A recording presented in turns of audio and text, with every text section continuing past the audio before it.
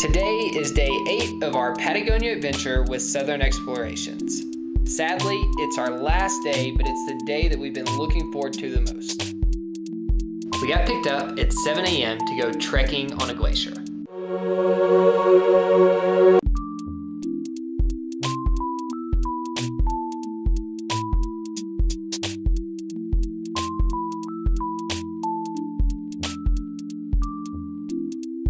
It was about a 2-hour bus ride before we got our first glimpse of the glacier we'd soon be walking on. Along the way, the tour guide told us some fun facts. The Perito Moreno Glacier is part of the 3rd largest ice field in the world behind Antarctica and Greenland. This is one of the few stable glaciers in the world. It hasn't grown or shrank since the 1970s, and that's why they were able to build the structure that we're walking on. The face of the glacier is over 200 feet tall, but more than half of it is actually underwater.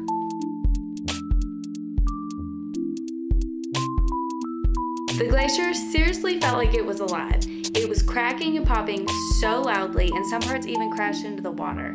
This made us feel a tad bit uneasy about walking on it soon.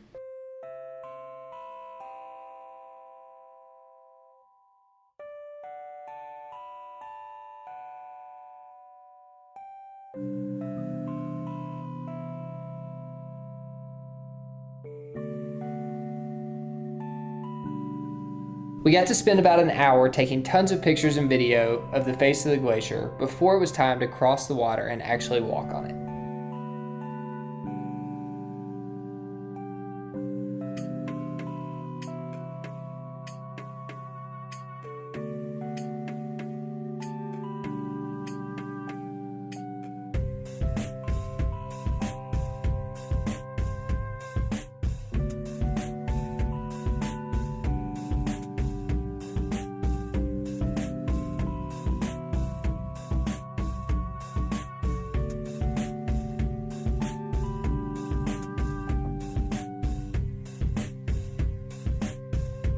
Once the boat dropped us off, we had about an hour hike to the base camp where we would be getting ready to go on the glacier.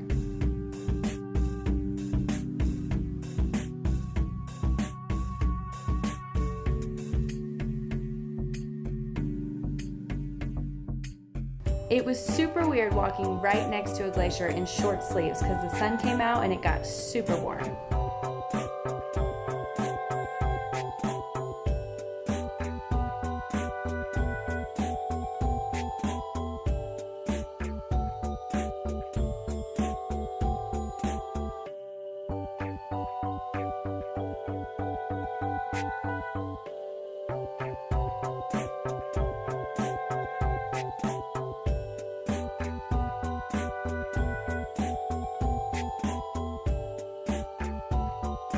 At the base camp, they gave us crampons and a harness. I thought we were all going to be roped together, but it turns out the harness was just in case we fell into a crevasse so that they could tie a rope around us and rescue us.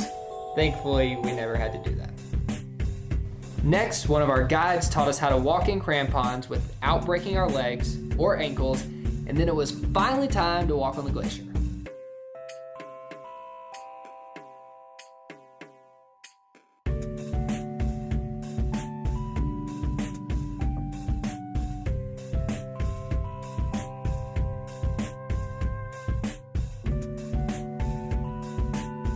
Our first stop was this temporary ice cave. Our guide Lucia told us it had only been there for about 2 weeks, and they typically only last around 4 because of how often the glacier moves and changes. How crazy is that? Everyone got to stand inside the cave for a picture, and we couldn't believe how blue it was. I also got to drink glacial water for the first time. Lucia, our guide, told me that it didn't have any minerals in it, but she assured me that it was safe to drink. All I know is it was really cold and really fresh.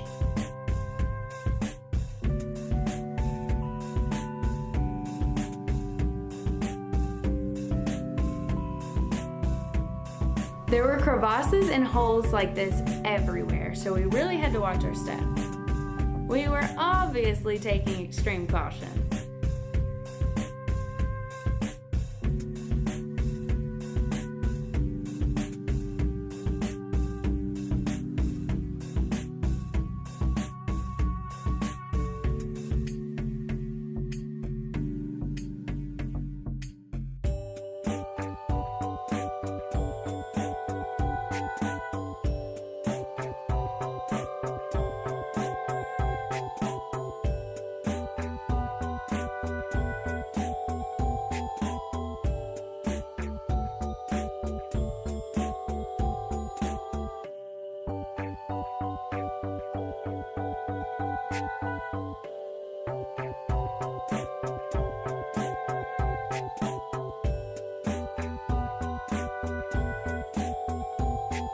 Trekking on this glacier was mind-blowing. It seemed like it went on forever.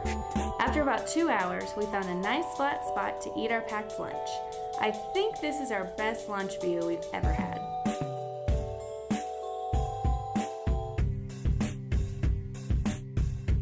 Next, we trekked to a giant hole in the glacier that was over 60 feet deep.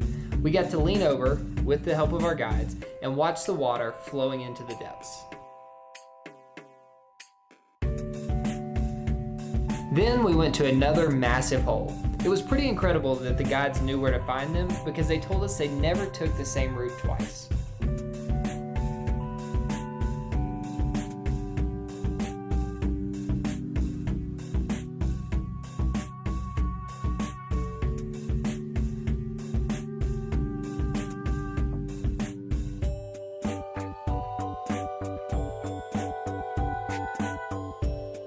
One of our favorite views of the day was this little blue pond in the middle of the glacier, until my foot fell through the ice. That was kind of scary.